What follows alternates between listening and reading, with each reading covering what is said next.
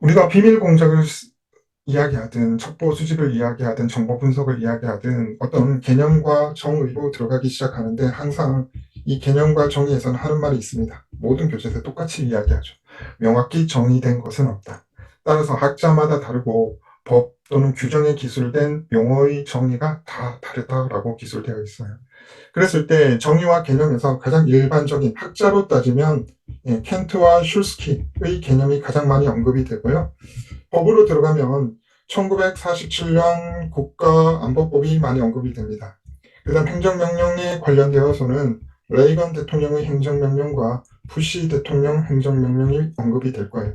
09년도입니다. 09년도 부시 대통령 행정명령. 그래서 크게는 이런 식으로 이제 정의 개념들을 설명할 거예요. 다 비슷비슷한 얘기지만 조금씩 다릅니다. 그래서 그 차이점들을 찾아내시면 됩니다. 자, 일단 사전적 개념으로부터 가볼게요. 방첩이라는 것은 앞서 배운 첩보 수집, 정보 분석, 비밀 공작과 함께 정보 활동의 4대 주요 분야 중 하나이며 정보 활동의 일환으로 외국의 적대적 정보 활동을 무력화시키고 그 다음 간첩 행위로부터 정보를 보호하며 전복 또는 파괴 활동으로부터 다양한 인원, 장비, 시설, 기록, 물자 등을 보호하기 위한 재반 활동으로 정의가 됩니다. 이건 사전적 개념입니다. 그렇다면 국가정보학에서 배우는 일반적 개념은 뭐냐?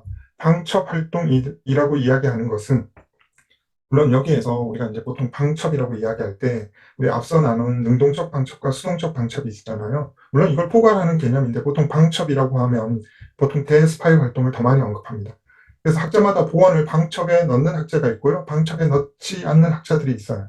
그래서 그런 개념 차이 잘 기억해 두십시오.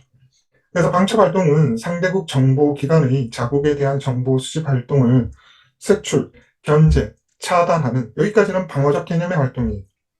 그 다음 상대국 정보 요원을 포섭해서 이중 스파이로 활용하거나 상대국 정보기관에 침투하거나 그 다음 허위 정보를 제공하는 것, 즉 기만이라고 부르겠죠.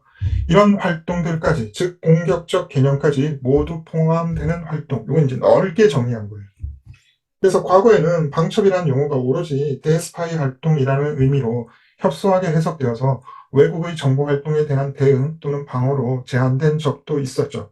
그러나 최근에 방첩이라는 개념은 좀 더 이런 적극적 개념뿐만 아니라 소극적 개념까지 모두 포함하는 개념이다라고 받아들여야 됩니다. 그리고 여기까지는 협의의 방첩이라면 탈냉전 시기에 따라서 세계화, 정보화로 방첩의 범위가 확대되었다라고 이야기했죠. 그래서 경제안보, 대테러, 국제범죄, 사이버안보, 즉 그 위에 환경, 인구, 자원, 식량 이런 분야로까지 확대되면서 이 분야에 관한 정보 수집 및 분석 활동이 보다 활발하게 수행되고 있으며 행위자가 그 이전의 방첩의 행위자는 주로 국가였잖아요. 그런데 탈냉전 시기에는 바로 집단, 이라는 점에서 이제 차이점이 발생되죠. 그래서 대처 방법도 달라지게 됩니다. 그래서 전통적인 안보와 구별되는 초국가적인 안보 이슈인 바로 테러, 마약, 조직 범죄 등도 오늘날 방첩 활동의 새로운 요소로 부각되고 있습니다. 그렇다면 법과 규정에서는 어떻게 이 방첩을 정의하고 있을까? 그런데 정의된 부분들을 보시면 거의 비슷합니다. 대동소이하다라고 설명할 수 있겠죠. 1947년 국가보안법이라고 되어 있는데 교재마다 다르기 때문에 우리는 하나로 통일하겠습니다. 바로 국가안보법. 이 시큐리티를 안보라고 해석하는 책이 있고요. 보안이라고 해석하는 책이 있어서 그렇습니다. 그래서 1947년 국가안보법에서는 외국 정보에 소속된 주체들, 개인도 될 수 있겠죠. 그 다음 외국 조직, 외국인 혹은 국제 테러리스트의 활동에 의해서 혹은 이를 대신해서 수행된 간첩 활동, 여타 정보 활동, 사보타지, 암살을 방지하기 위해서 결국 수동적인 개념이죠. 수집된 정보와 수행되는 활동을 의미하는 것으로 규정되어 있다라고 이야기를 합니다. 켄트는 국가 정보를 뭐라고 이야기했나요? 지식이며 조직이며 활동이다라고 이야기를 했죠. 그래서 방첩을 우리가 이제 학자마다 조금씩 다루는데 대부분의 학자들은 방첩의 활동에 방점을 찍죠. 그런데 이런 활동으로서 만들어진 정보가 있겠죠. 그걸 지식이라 또는 정보라고 할 수 있겠죠. 그래서 방첩은 지식과 활동 이 모든 것들을 포괄하는 개념이라고 봐두셔야 됩니다. 그 다음 미국 행정명령 12333호 누구 거예요? 레이건 대통령 행정명령이죠. 정의를 보시면 앞서 이야기한 국가안보법의 정의와 대동소이합니다. 해외 정권이나 조직, 개인 또는 국제 테러 활동을 위해서 또는 그들을 대신하여 수행되는 파괴 활동 또는 암살로부터 보호하는 조치를 포함하는 것으로 정의하였다.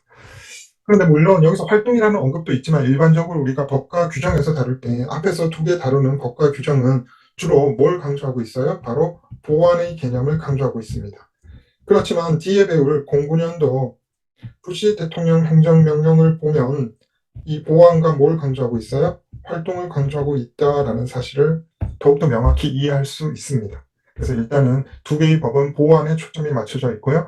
09년도 부시 대통령 행정명령은 보완과 활동에 방점이 찍혀 있다라고 기억해 두십시오. 그래서 뭐 행정명령은 미국 헌법이 대통령에게 부여한 행정집행명령 권한이에요.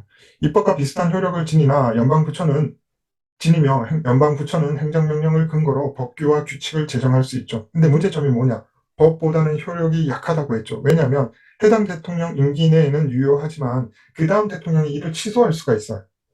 그래서 이런 점에서 의회를 통과한 법과는 다르고요. 그 효력이 법보다는 아래에 있다라고 생각하시면 됩니다. 그래서 이제 앞에 두 개의 이제 법과 규정을 보시면 대상이 누구냐? 방첩의 대상이 국가가 될 수가 있고요. 물론 적대 국가도 될 수 있고 우호적인 국가도 될 수 있습니다. 조직, 개인, 테러리스트. 그다음 방첩의 개념을 보면 다양한 위협으로부터 국익 또는 국가 안보를 방어하는 것이 방첩의 개념입니다. 그렇다면 다양한 국가들이 방첩을 쉽게 얘기하면 이렇게 하겠죠. 여기가 A라는 국가, B라는 국가. 우리가 이제 A라는 국가라고 생각을 해볼게요. 다양한 요소들을 통해서 앞서 이야기한 첩보 수집과 정보 분석 과정을 통해서 뭘 만들어내요? 정보를 만들어내겠죠. 그러면 이런 정보를 외부의 침입, 비국가로부터 외부의 침입으로부터 막아내는 게 방첩이에요. 영어로 따져볼까요? 방첩이 뭐예요? 카운터 인텔리전스잖아요. 즉 정보를 가져가는 것에 어떻게 한다고요? 대항하는 걸 방첩이라고 이야기합니다. 카운터 인텔리전스가. 그래서 방첩의 개념은 자국의 정보를 지키는 거고요. 이게 좀 더 공세적으로 나가면 비국가가 가지고 있는 정보를 가지고 오는 거예요. 여기서는 막는다라고 하면 비국가에 있는 정보를 가지고 오려고 하는 거예요. 그렇다면 비국가에 대한 정보를 획득하려는 이유가 뭘까? 첫 번째는 이거죠. 자국의 안보와 대외 정책을 지원하기 위해서. 비국가가 이렇게 행동하려고 하니까 우리는 이렇게 대응해야지.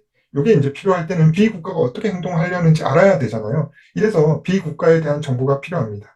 그다음 상대국의 정책과 전략을 안다면 이 정책과 전략을 무력화시킬 수가 있겠죠. 그래서 이런 무력화를 시키기 위해서 정보가 필요합니다.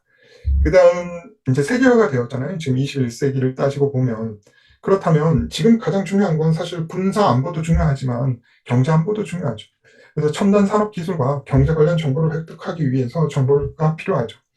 그다음 상대국 정보기관의 활동을 알아야지만 그 정보기관에 대해서 무력화시킬 수가 있겠죠. 이런 것들을 위해서 특정 국가, 여기서는 비국가였죠. 비국가에 관한 정보를 획득하려고 하는 이유가 되겠습니다.